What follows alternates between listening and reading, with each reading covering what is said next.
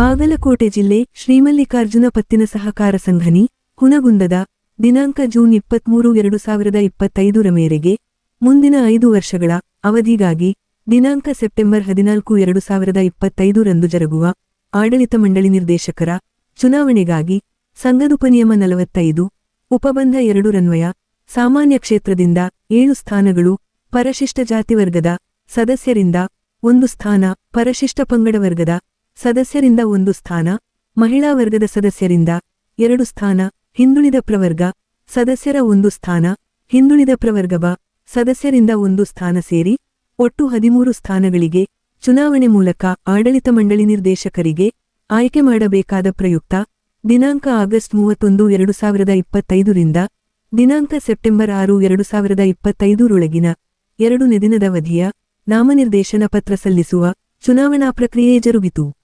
ಇಂದು ದಿನಾಂಕ ಸೆಪ್ಟೆಂಬರ್ 1, 2025 ರಂದು ಸಾಮಾನ್ಯ ಕ್ಷೇತ್ರದ ಅಭ್ಯರ್ಥಿಯಾಗಿ ಬಸವರಾಜ ಹೊಸಮನಿರು ಚುನಾವಣಾಧಿಕಾರಿಗಳಾದ ಎಂಎಸ್ ಸಿಂಧೂರರ ಸಮ್ಮುಖದಲ್ಲಿ ಸಂಘದ ಕಾರ್ಯಾಲಯದಲ್ಲಿ ಬೆಂಬಲಿಗರೊಂದಿಗೆ ತಮ್ಮ ಉಮೇದುವಾರಿಕೆಯನ್ನು ಸಲ್ಲಿಸಿದರು.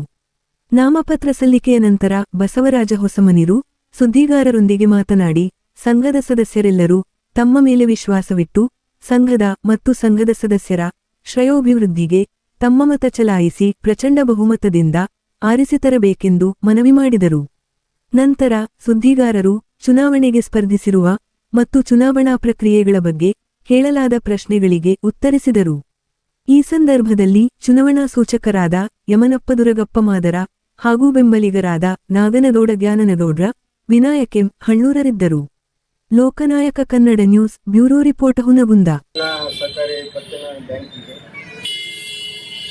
ಚುನಾವಣೆಯ ಪ್ರಾರಂಭವಾಗಿದ್ದು ನಾವು ಈಗ ಸಾಮಾನ್ಯ ಸ್ಥಾನಕ್ಕೆ ನಾಮಿನೇಷನನ್ನು ಸಲ್ಲಿಸಿ ಈಗ ಹೊರಗಡೆ ಬಂದಿದ್ದೇವೆ ಮತ್ತು ಮತದಾರರಲ್ಲಿ ಮತ್ತು ಈ ಚುನಾವಣೆ ಸೇರಿದವರಲ್ಲಿ ವಿನಂತಿಸಿಕೊಳ್ಳುವುದೇನೆಂದರೆ ಇವತ್ತಿನ ದಿನಮಾನದಲ್ಲಿ ಬದಲಾವಣೆಯ ಅವಶ್ಯಕತೆ ಇತ್ತು.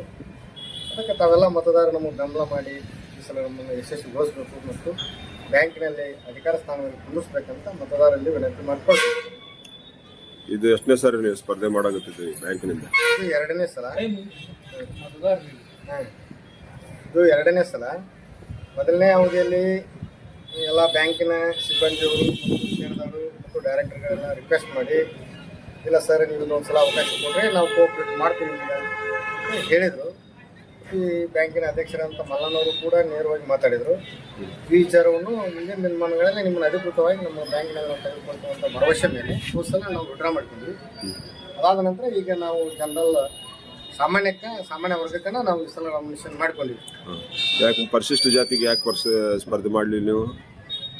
ಈಗ ನಾವು ಪರಿಶಿಷ್ಟ ಜಾತಿಯವರಾಗಿ ಪರಿಶಿಷ್ಟ ಜಾತಿಯಲ್ಲೇ ನಾವು ಸ್ಪರ್ಧೆ ಮಾಡೋದ್ರಿಂದ ನಾವು ಪುನಃ ನಮ್ಮದೇ ಸೀಟಿಗೆ ನಾವು ಬಡದಾಡಬೇಕಾಗಿತ್ತು. ಸಾಮಾನ್ಯ ವರ್ಗಕ್ಕೆ ನಮ್ಮದೇ ಆದಂಥ ಒಂದು ವಿಚಾರ ಇಟ್ಟುಕೊಂಡು ಸಾಮಾನ್ಯ ವರ್ಗದ ಜನ ನಮ್ಮ ಜೊತೆ ಹೆಚ್ಚಿನ ಒಡನಾಟ ಇರುವುದರಿಂದ ಮತ್ತು ಸಾಮಾನ್ಯ ವರ್ಗದ ಮತದಾರ ನಮ್ಮ ಮೇಲೆ ಭಾಳ ಪ್ರೀತಿ ವಿಶ್ವಾಸ ಇಟ್ಟುಕೊಂಡು ಅವರೆಲ್ಲ ವಿಶ್ವಾಸದ ಒಂದು ಅಭಿಪ್ರಾಯದ ಮೇಲೆ ಈ ಸಲ ನಾವು ಸಾಮಾನ್ಯ ವರ್ಗಕ್ಕೆ ಕೊಟ್ಟಿವಿ. ಮತದಾರರಲ್ಲಿ ಕೈ ಮುಗಿದು ಕೇಳ್ಕೊಂಡು ಇದೊಂದು ಸಲ ನಮ್ಗೆ ಆಶೀರ್ವಾದ ಮಾಡಲಿ ಅಂತ ನಾವು ಕೇಳ್ತೀವಿ.